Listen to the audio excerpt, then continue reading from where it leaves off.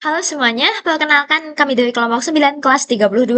Pada kesempatan kali ini kami akan mempresentasikan hasil tugas besar kami pada mata kuliah Literasi Data dan Intelijensia Artifisial yang berjudul Studi Pengaruh Adopsi Teknologi Terhadap Kemajuan Suatu Negara dengan Menggunakan Pendekatan Analisis Data dan Regresi Linear.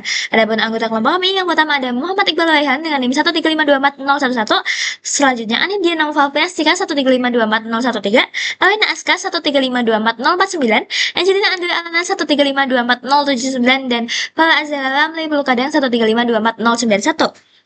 Mulai dari milestone yang pertama, kami telah menentukan dua dataset kami, yaitu yang pertama ada Stack Overflow Annual Developer Survey pada tahun 2011 hingga 2022, dan tentang ini dipilih berdasarkan dataset kami yang kedua, yaitu Global Innovation Index dari 2019 hingga 2022. Nah, dari dataset tersebut, kami telah mengekstrak 5 pertanyaan penelitian, yaitu yang pertama, apakah Indeks Pembangunan Manusia atau IPM berhubungan dengan persebaran jenis kelamin developer di suatu negara? Yang kedua, apakah GDP per kapita suatu negara mempengaruhi sebuah developer bekerja di perusahaan startup atau perusahaan besar? Yang ketiga, bagaimana pengaruh jumlah developer di suatu negara terhadap produk domestik bruto? Yang keempat, bagaimana tingkat pendidikan developer berkorelasi dengan pertumbuhan ekonomi suatu negara? Dan yang terakhir, bagaimana korelasi antara distribusi tingkat pengalaman developer dengan produk domestik bruto suatu negara? Nah, berdasarkan pertanyaan penelitian tersebut, kami telah memperoleh variabel penelitian, yaitu yang pertama ada variabel bebas, meliputi persebaran jenis kelamin developer, GDP per kapita, jumlah developer, tingkat pendidikan developer, tingkat pengalaman developer, dan skala perusahaan tempat developer bekerja. Sementara itu, variabel terikat meliputi indeks pembangunan manusia atau IPM dan produk domestik bruto atau GDP. Nah, variabel-variabel penelitian ini kami dasarkan pada atribut-atribut yang terdapat pada kedua dataset, yaitu dari dataset pertama kami menggunakan education level, youth code flow, organization size, gender. Sedangkan pada dataset yang kedua kami menggunakan atribut human capital and research dan GDP per kapita. Perkenalkan, nama saya Farah dengan NIM 135240091. Saya akan menjelaskan milestone 2 tentang visualisasi data. Yang pertama, kita lihat datanya acak, berarti nggak ada hubungan signifikan antara female ratio dan human capital and research. Tapi ada ketimpangan gender karena mayoritas negara female rasionya kurang dari 10%. Lalu ini juga acak, walaupun ada tren tapi sangat landai, berarti nggak ada hubungan signifikan antara GDP per kapita dengan developer count. Lalu ini gender per tahun. 2015 ada perubahan yang cukup signifikan, tapi setelah itu stabil, dengan developer itu didominasi oleh laki-laki. Berarti ada ketimpangan gender pada jumlah developer. Habis itu perubahan GDP tiap negara terhadap waktu. Setiap negaranya itu dilihat dengan suatu garis. Habis itu ternyata negara berkembang punya pertumbuhan ekonomi yang sangat cepat, sedangkan negara maju relatif stabil. Ini adalah jumlah user per negara. Amerika Serikat itu user yang paling banyak, tapi ini didominasi oleh others, artinya persebaran user itu sangat banyak di negara lain, tapi setiap negara itu relatif kecil banget. Habis itu, distribusi pendidikan ternyata yang paling banyak 40%-nya S1, terus dilanjutkan oleh 21% S2. Tapi 60% user ternyata adalah orang yang menempuh pendidikan tinggi formal. Habis itu, hubungan GDP per kapita dengan gender proportion juga tidak memiliki korelasi yang signifikan, tapi ada ketimpangan gender karena negara dengan rasio yang paling tinggi pun hanya mencapai 25% female ratio. Habis itu, hubungan GDP per kapita dengan number of developers menunjukkan korelasi positif lemah. Lanjut, statistik atribut data negara. Di sini GDP per kapita ternyata rata-ratanya mencapai 22.000 US dollar. Sementara maksimumnya adalah 140.000 US dollar. Sementara persentil ke-90-nya hanya 50.000 US dollar. Artinya ada sebagian kecil negara yang kekayaannya ekstrim lebih tinggi dibanding negara lain. Ini source code-nya. Habis itu atribut data stack overflow.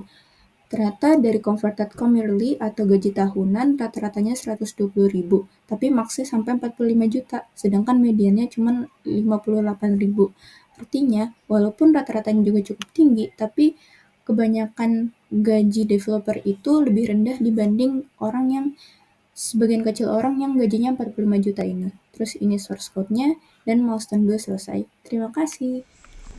Berikutnya, cleansing dan transformasi data. Kelompok kami memiliki dua dataset berupa data negara dan data survei Stack Overflow. Pada data negara sendiri, kelompok kami mendapati bahwa terdapat banyak rekor dengan atribut yang kosong. Oleh karena itu, kelompok kami menghapus rekor dengan atribut lebih dari 50% kosong, serta untuk atribut kosong yang masih tersisa, kami lakukan linear interpolation berdasarkan tahun-tahun di sekitarnya. Kemudian pada data survei Stack Overflow, karena terdapat 12 file CSV yang mana masing-masing merepresentasikan tahun diambilnya data tersebut, yaitu dari tahun 2011 hingga tahun 2022. Header tiap file itu berbeda-beda. Oleh karena itu, kelompok kami menyetarakan tiap header file, lalu dijadikan satu file besar. Setelah dijadikan satu file besar, kelompok kami menambah satu atribut baru berupa year atau tahun untuk merepresentasikan tahun berapa data tersebut diambil. Kemudian kelompok kami juga mendapati beberapa kerusakan data pada dataset Stack Overflow. Yang paling menonjol adalah pada tahun 2011, pengalaman kerja dituliskan sebagai 41310 serta 41435, lalu 11 dan kurang dari 2. Tentu saja angkanya terlalu besar untuk dijadikan pengalaman kerja.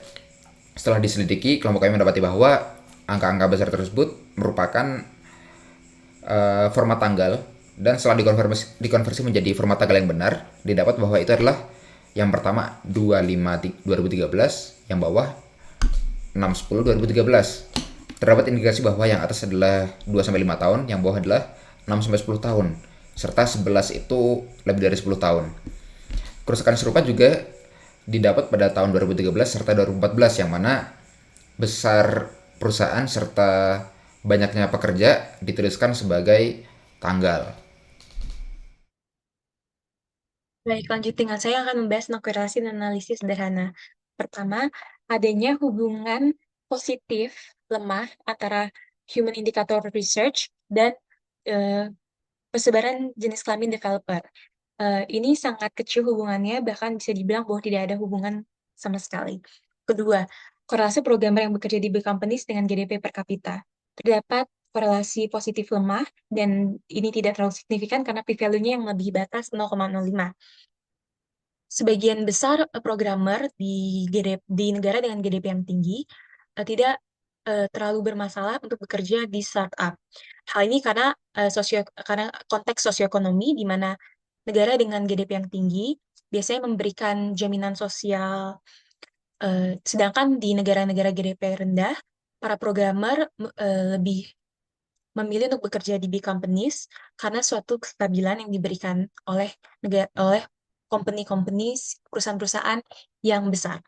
3. Pengaruh jumlah developer dan proporsi gender developer di suatu negara memiliki hubungan positif yang tergolong lemah, tapi statistik ini lumayan signifikan karena p-value-nya yang sangat-sangat kecil. Keempat, korelasi presentasi bachelor dan master degree dengan pertumbuhan GDP per kapita, di mana bachelor terdapat korelasi positif, sedangkan untuk master ada kejadian unik, yaitu memiliki korelasi negatif. Namun hal ini tidak terlalu signifikan karena p-value-nya yang lumayan besar. Mungkin dalam konteks ini, kontribusi yang diberikan oleh programmer dengan master degree tidak terlalu kelihatan dalam jangka waktu 5 tahun untuk terlihat pertumbuhan GDP per kapitanya. 5. Korelasi presentasi programmer full-time dengan GDP per kapita. Hal ini menunjukkan korelasi positif kuat dengan p-value yang sangat kecil dan koefisien persen yang lumayan besar. Kedua variabel ini saling timbal balik, di mana suatu negara dengan GDP yang tinggi biasanya menyediakan infrastruktur dan suatu fasilitas di mana programmer dapat berkembang, dan programmer juga memberikan kontribusi nyata ekonomi terhadap negaranya. Sekian dari saya. Terima kasih.